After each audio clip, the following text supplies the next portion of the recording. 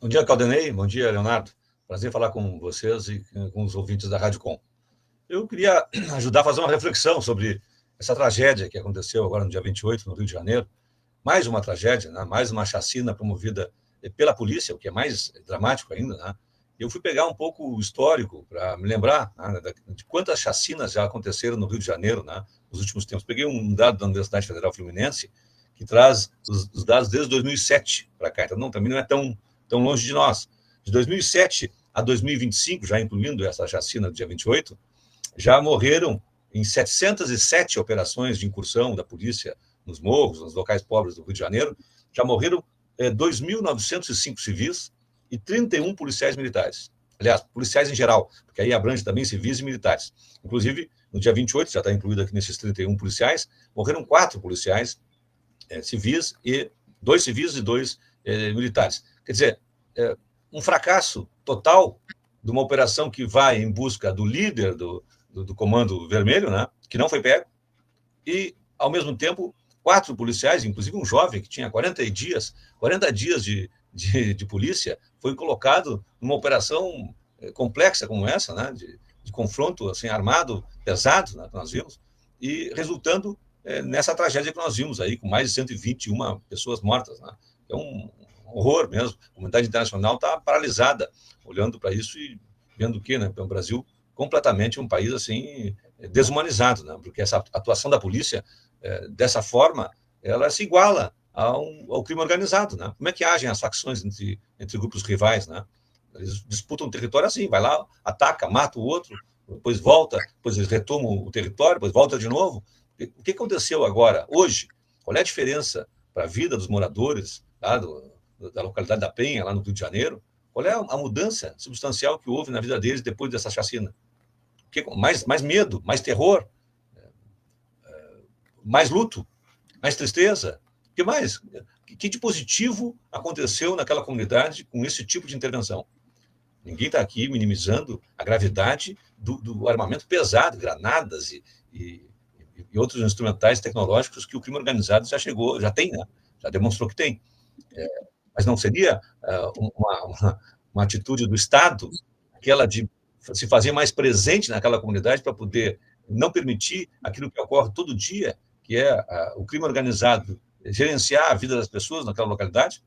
Se nós ouvimos os relatos dos moradores, eles dizem isso, olha, eu tenho que pagar a taxa para o crime organizado para poder botar a internet, a construção civil aqui é comandada pelo Comando Vermelho, o outro, se não pagar um pedágio, não passa naquela localidade, e assim por diante. Quer dizer, o crime organizado ele ocupa o lugar onde o Estado não está. Isso é assim desde lá da máfia na Itália. Nós vamos olhar a história da máfia na Itália, é muito semelhante à do crime organizado que está acontecendo aqui no Brasil. Ele vai aos poucos penetrando em locais onde o Estado não está. Se o Estado se ausenta, não está presente, outros mecanismos começam a acontecer na comunidade. Dentre eles, aquele do mais forte impor a sua vontade para os demais. O crime organizado detém a possibilidade de acesso a armas de grosso calibre, inclusive armas de CACs, agora também apareceram aí, né, que CACs fictícios, né? Pessoas se diziam como atiradores, como sendo praticantes de tiro, compraram armas de grosso calibre, autorizado, durante o governo Bolsonaro houve vamos dizer assim, uma flexibilização para isso, e muitas dessas armas são armas que foram parar na mão de facções criminosas, de crime organizado. Nós estamos tendo um fenômeno aqui no Brasil da criação do crime organizado. Nós tínhamos um crime desorganizado por muitos anos. Agora nós passamos a ter um crime organizado. Eu digo de novo, é muito bom a gente aprender com os países que têm experiência nisso. Na Itália, o crime organizado se tornou de tal maneira organizado que ele hoje financia, inclusive, a construção civil em Milão. Não está mais na Sicília, não está mais em Nápoles, né? Na Calábria. Não, ele está agora no mercado financeiro italiano financiando grandes obras, inclusive participando vamos dizer, como é que se diz? Orçamento público para a construção de obras públicas, eles participam também, porque tem grandes empresas, a lavagem de dinheiro se dá de uma maneira impressionante. A Polícia Federal fez agora, há bem pouco tempo, um trabalho de investigação importante e de inteligência, que teve um resultado muito mais importante, né? Porque conseguiu mostrar que o crime organizado estava enraizado na questão dos combustíveis, né? E interferiu e cortou ali uma fonte de recursos de lavagem de dinheiro importante. Essas ações de inteligência são muito mais eficazes. Eu não vou nem falar do aspecto moral, que é flagrantemente um absurdo o Estado ir lá matar pessoas e autorizar que seus policiais matem e morram. Tá? Porque 4 policiais morreram numa ação policial é um horror, é um fracasso.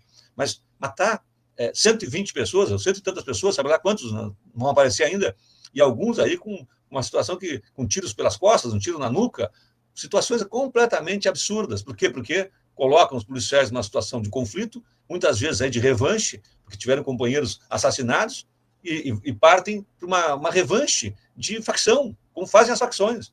O Estado não pode se rebaixar na conduta e se igualar na conduta de violência das facções. O Estado tem que ser civilizador. O Estado tem que fazer com que haja um desarmamento. Agora, que nós temos que ter leis mais duras, que pessoas não podem andar com um fuzil passeando pelos bairros do Rio de Janeiro, isso é óbvio. E seria muito fácil, nós temos aí uma legislação que diz, olha, o sujeito que está passeando com um fuzil, esse aí já tem a presunção de que faz parte de uma organização criminosa e tem que ter o tratamento já rigorosíssimo de ser preso pelo simples fato de conduzir um fuzil. Eu acho que está muito tranquilo isso seria pacífico na nossa sociedade dizer isso. Ninguém é a favor de que o crime organizado se organize e tenha armamento pesado. Agora, o Estado agir como facção, indo lá matar, indo embora, agora deixando as mortes lá no bairro, sem que nada se altere na vida das pessoas, é um absurdo total. E, infelizmente, isso nós temos há muitos anos. É uma incompetência nossa para gerir isso de muitos anos. E armamento pesado entra pela fronteira e entra pelos CACs, esses que compram armamento. Nós estamos falhando nisso. E estamos falhando nessa questão que, para mim, é muito simples, né? De que o Estado tem que estar presente nas comunidades. Nós temos que ter uma operação, a meu juízo, uma operação específica para locais onde tem o crime organizado, para que o Estado se organize, para que o Estado esteja lá presente, para que o Estado substitua essas entidades e possa estar estando presente e substituindo essas articulações que são feitas pelo crime organizado, retirá-los de lá. Agora, claro, nós sabemos que isso é um processo mais lento, menos midiático, isso não rende votos na eleição. E é por isso, talvez, se explique por que nós não estamos fazendo isso. Né? Porque, perto de um ano eleitoral, né? Ano que vem temos eleições, nós temos espetacularização, né? Para aqueles que são adeptos dessa linha, né? De que bandido bom é bandido morto, e esse governador, ele é o vice-governador daquele que se elegeu dizendo que ia dar um tiro na cabecinha de cada um dos bandidos, não sei se você lembra, o Witzel, aquele que até foi afastado, né? Foi exatamente retirado do poder, e entrou o vice, que era esse um vereador de primeiro mandato, que entrou de vice na chapa do Witzel, e nessa linha do bolsonarismo de que bandido bom é bandido morto, e que eles têm que matar as pessoas para mostrar o poder e poder fazer com que haja essa repercussão que houve, né, na comunidade, mas que muitos apoiam, infelizmente. Eu vejo muitos comentários de pessoas apoiando esse tipo de ação, que eu acho assim, completamente absurda para um Estado democrático em tempos de paz. Né? Parece uma situação de um estado de guerra. Isso só reforça, na verdade, o ciclo de violência. Né? Estamos vendo aí cada vez a banalização da violência, se tornando cada vez uma coisa mais aceitável matar pessoas porque vivem em comunidades pobres, onde o crime organizado é a única organização que as pessoas têm. E isso é que nós temos que enfrentar. A meu juízo, o Estado brasileiro falha porque não está presente nessas comunidades, nem levou de educação, nem saúde, nem segurança. E depois, alguns tomam essas medidas que são, assim, assustadoras, né? Um retrocesso no grau civilizatório e uma vergonha para todos nós.